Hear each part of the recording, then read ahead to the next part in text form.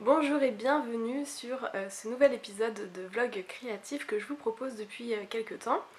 Donc c'est le deuxième épisode. En fait, ici c'est la chaîne de mon atelier de fabrication de perles de verre artisanales et donc c'est la chaîne de l'atelier de ma marque de bijoux. Mais j'ai vraiment à cœur depuis toujours, depuis toujours sur cette chaîne, de vous partager ce qui m'inspire, tout ce qu'il y a autour de la créativité, de la féminité, comment est-ce qu'on fait pour relier justement cette créativité à sa féminité, comment est-ce qu'on fait pour l'exprimer. D'une part parce que j'ai appris beaucoup de choses sur ce sujet, mais aussi parce que je suis une exploratrice et que du coup j'apprends aussi beaucoup de choses pour moi-même sur cette thématique-là et que j'aime beaucoup partager mes expériences et puis partager mes petits bonheurs, mes petits plaisirs et surtout mes petites activités créatives avec les gens qui m'entourent. Je trouve que c'est très inspirant, je trouve que ça donne envie de réaliser des choses, de faire des choses dans son quotidien. Et finalement moi-même qui pourtant suis une personne créative et qui ai besoin de faire des choses chaque jour, et il m'arrive d'avoir cette petite période où je vais être absorbée par les écrans et je vais beaucoup me nourrir de ce qu'il y a autour de moi, de ce que les gens font. Et à un moment donné j'ai besoin de couper ces écrans et j'ai besoin vraiment de moi de faire des choses. Et surtout voilà, ce que j'aime beaucoup dans cette communauté des gens créatifs, c'est que les gens ont des projets et ils vont jusqu'au bout de leurs projets. Et ça c'est ce que j'aime, c'est vraiment une énergie hyper agréable à ressentir, à voir, à découvrir. Ça donne envie de faire plein d'autres choses, ça donne beaucoup d'inspiration pour nos propres projets.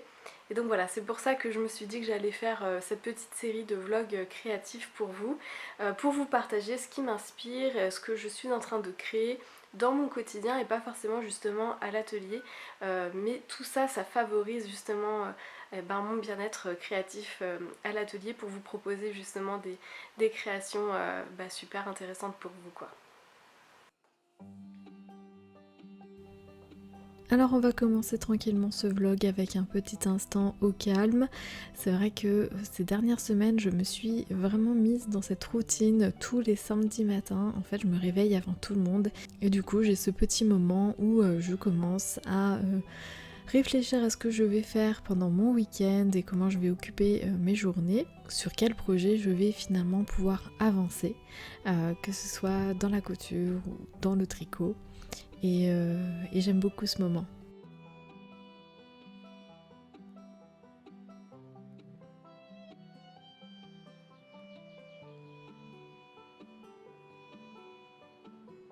Alors vous vous souvenez que je suis en train de rénover ce meuble qui est derrière moi.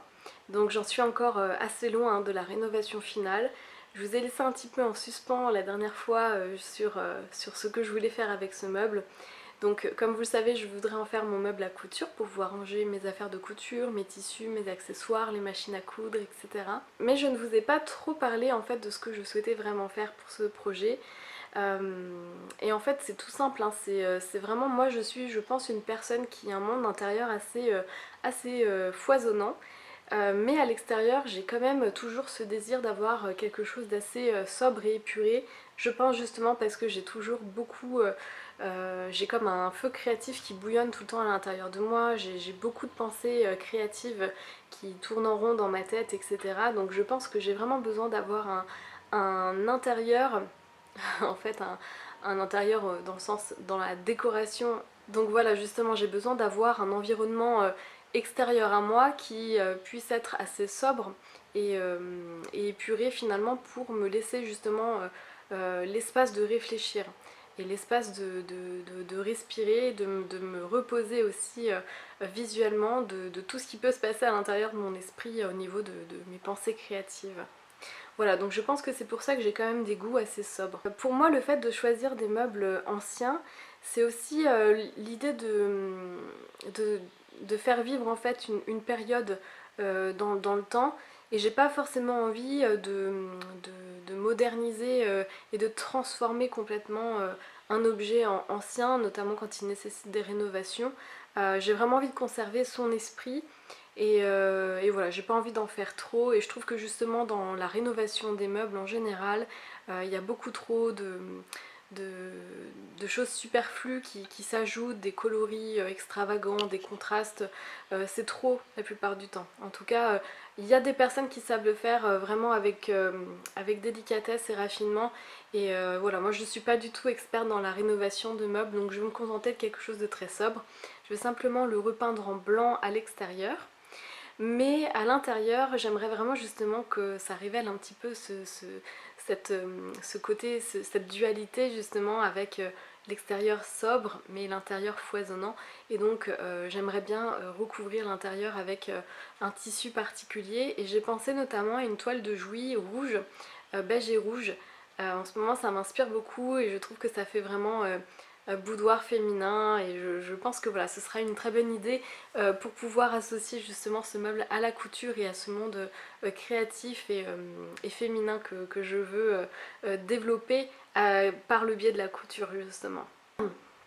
Donc pour l'instant dans la grande armoire de ce meuble on a repeint, on a mis 3 couches de peinture, donc j'ai eu beaucoup de chance, j'ai été aidée par le fils de mon compagnon, on a fait ça ensemble, c'était très sympa.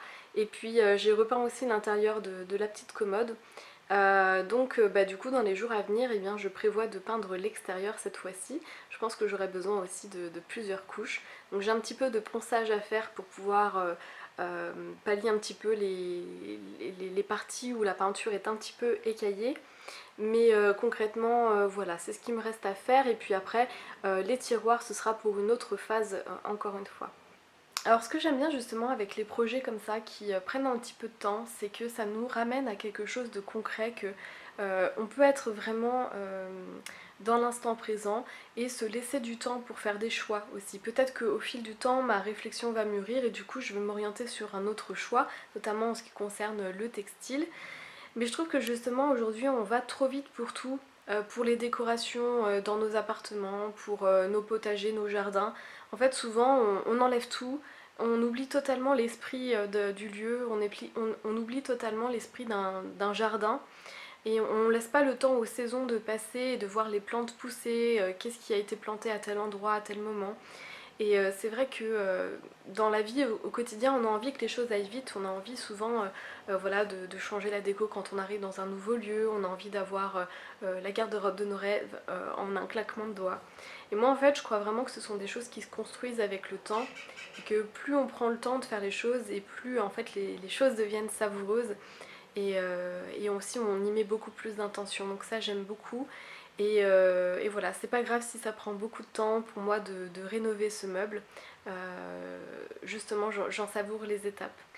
Donc, par rapport à la décoration de notre appartement, ça fait maintenant plus d'1 an qu'on est ici. Et on a encore beaucoup de choses à faire en fait, pour tout vous dire. On n'a pas tout changé.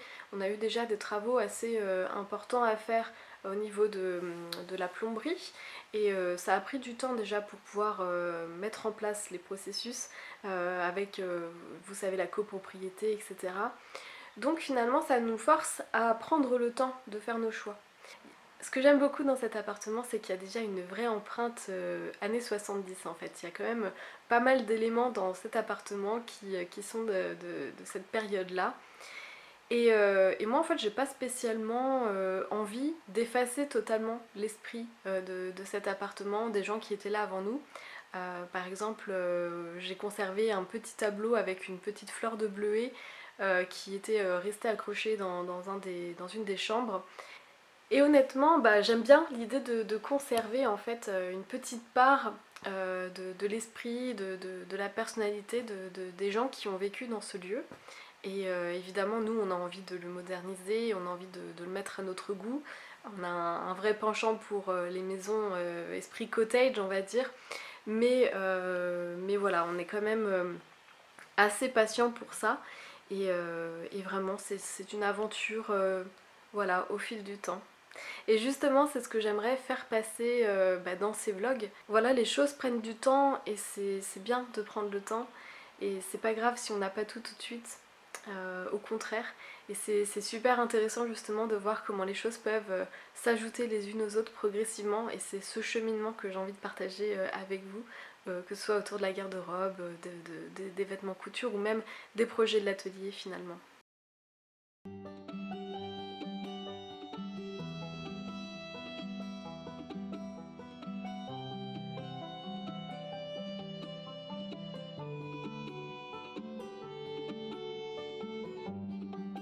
Donc là je suis en train de faire le chemisier de la robe. Et honnêtement, je sais jamais si je dois surjeter ou si tout en même temps ou si je dois faire des ouvertures et ouvrir les ouvertures. Comme c'est un tissu assez fin et que ça s'effiloche pas mal, du coup j'ai opté pour cette option. J'ai peur que ça fasse des surépaisseurs. Ça c'est vraiment les petites questions de débutants. On sait pas quoi faire quoi quand on est devant la situation. Donc bah, j'ai opté pour ça parce que j'avais peur que le tissu se dépiote. Et si vous avez un conseil par rapport à ça, n'hésitez pas. Et honnêtement, c'est le bazar, il y en a partout. Autant à l'atelier, je travaille de façon organisée, mais alors là, quand je fais de la couture, c'est vraiment la catastrophe.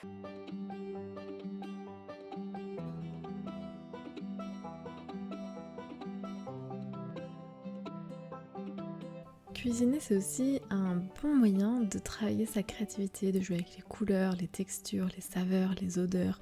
C'est vraiment un grand stimulant et nous, on adore cuisiner au plus possible à la maison. Et en ce moment, je me suis mise au défi de réussir à faire notre propre pain et c'est quelque chose que j'avais déjà essayé auparavant mais sans succès. Donc voilà, là j'essaye vraiment de perfectionner ma technique pour fabriquer du pain. Et puis voilà, ces derniers jours on s'est vraiment fait plaisir avec des petites choses, un tiramisu. On s'est fait aussi un petit plateau apéritif avec de la charcuterie, des légumes frais et croquants, des petits crackers, du sucré, du salé. Enfin, c'était super agréable. Et je crois vraiment que c'est dans ces petits plaisirs qu'on s'offre de temps en temps qu'on arrive à trouver des petites satisfactions et des petits moments simples à partager. Voilà, donc vous avez compris que pour moi, la créativité s'exprime dans chacun des aspects de notre vie et on peut tout orienter de manière plus créative. Et voilà, que ce soit dans les petites choses du quotidien ou dans les projets plus spécifiques.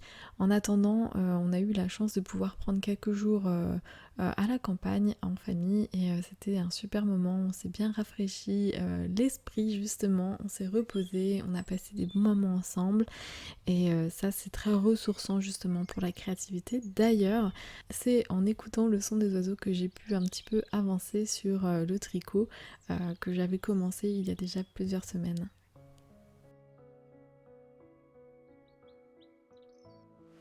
Alors concernant le tricot que je suis en train de faire depuis plusieurs semaines, donc là j'ai terminé la première manche. Donc on retrouve le même motif sur le dessus de la manche que sur l'arrière du coup du gilet. Donc là j'ai simplement fait un petit bâti rapide juste pour pouvoir vérifier les mesures. Et puis je suis en train de continuer la deuxième manche du coup. Donc comme ça se tricote en cercle sur l'aiguille circulaire, du coup on a le jersey à l'intérieur. Et donc en fait la manche est à l'envers.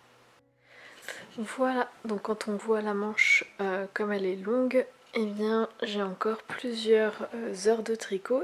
Et donc ensuite il restera à faire la patte de boutonnage qui fait tout le tour avec un col et qui revient sur le devant du gilet.